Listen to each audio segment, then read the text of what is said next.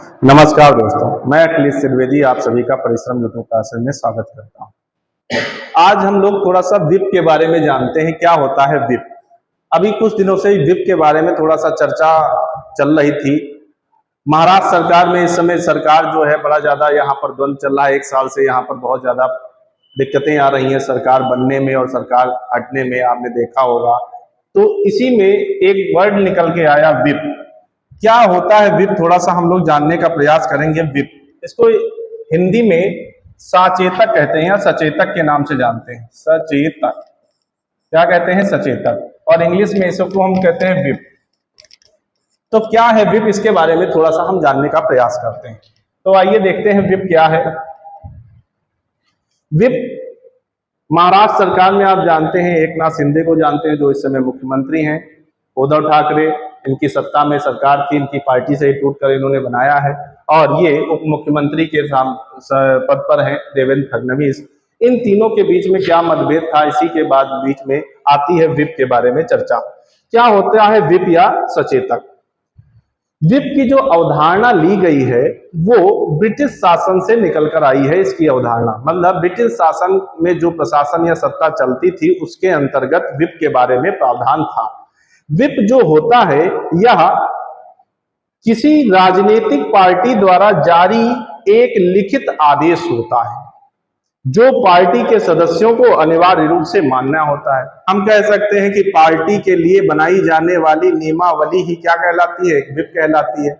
और इस नियमावली को पार्टी के सभी सदस्य लागू करें, तो इसीलिए इस नियमावली को लागू करने के लिए एक व्यक्ति को गठित कर दिया जाता है जो विप का सदस्य बन जाता है या विप अध्यक्ष कहलाता है। बस यही है, एक किसी राजनीतिक पार्टी द्वारा एक लिखित आदेश होता है जिसको पार्टी के सभी सदस्यों को अनिवार्य रूप से मानना होता है। यही होता है विप। तो विप इतना जरूरी क्यों हुआ, इस समय क्यों आया? क्योंकि यह 3 प्रकार का होता है। 3 प्रकार का मतलब 1 लाइनर, 2 लाइनर और 3 लाइनर। कहने का मतलब है 1 लाइनर का होता है, 2 लाइनर का होता है और 3 लाइनर का। 1 लाइनर का मतलब हो गया एक बार, 2 लाइनर का मतलब हो गया 2 लाइनें और 3 लाइनर का मतलब हो गया 3 लाइनें।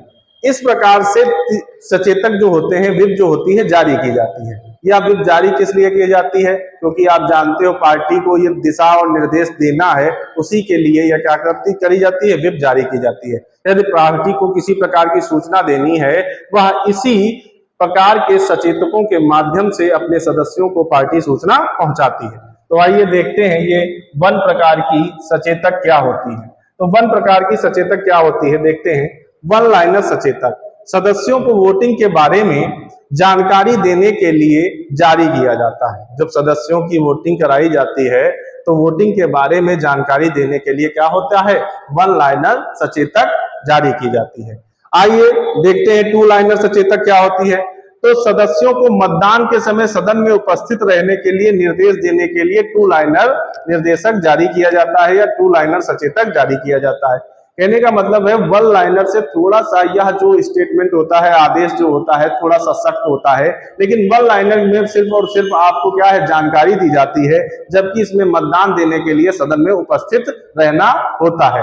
लेकिन यदि कोई व्यक्ति मतदान नहीं देना चाहता है तो वह सदन से उठकर जा सकता है, लेकिन उस समय सदन में उपस्थित रहेगा, लेकिन मतदान के समय वह उठकर चला जाएगा। कहने का अर्थ है मतदान के समय वहां पर उपस्थित लेने के लिए 2 लाइनर सचेतक जारी किया जाता है।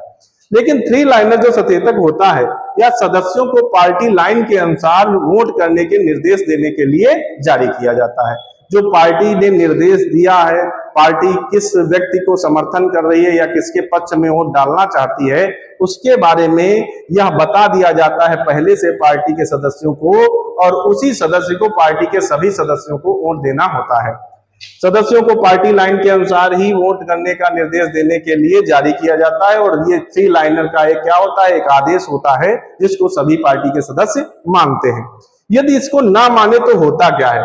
यदि कोई सांसद विधायक अपनी पार्टी के सचेतक का उल्लंघन करता है, नहीं मानता है, तो उसे दल बदल विरोधी कानून के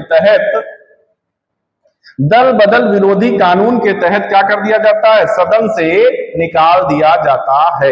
कहने का अर्थ यही है कि उस पर दल बदल कानून लग जाता है। आप सभी लोग जानते हैं दल बदल जो कानून था वह आपके यहाँ किस अनुसूची में है, तो आप कहेंगे अनुसूची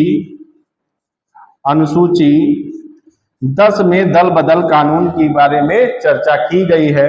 और यह कौन से संविधान संशोधन द्वारा जोड़ा गया, तो कहेंगे 92वां संविधान संशोधन 1985 में ये दल बदल कानून जोड़ा गया। तो 92वां संविधान संशोधन 1985 में यह दल बदल कानून जोड़ा गया। इसके तहत ही कोई व्यक्ति अपनी पार्टी को छोड़ने पर क्या उस पर नियम और कार्रवाई लग जाती हैं, इसके बारे में इसमें बताया गया है। तो आप समझ गए होंगे सचेतक क्या होता है, विप क्या होता है। यह जो विप होता है यह एक पार्टी के नियम और आदेश होते हैं जो क्या है, किसी पार्टी को उसमें पार्टी में रहने के लिए जो प्रावधान है उसके बारे में जानकारी देते हैं। तो आप लोग ये विप के बारे में समझ गए होंगे। और विप को ना मानने पर क्या होता है, सरकार के द्वारा आपको क्या किया जा सकता है, आपको पार्टी से निकाला जा सकता है। तो आप लोग विप के बारे में समझे होंगे और इसी प्रकार की जानकारी आपके सामने प्रस्तुत की जाएंगी।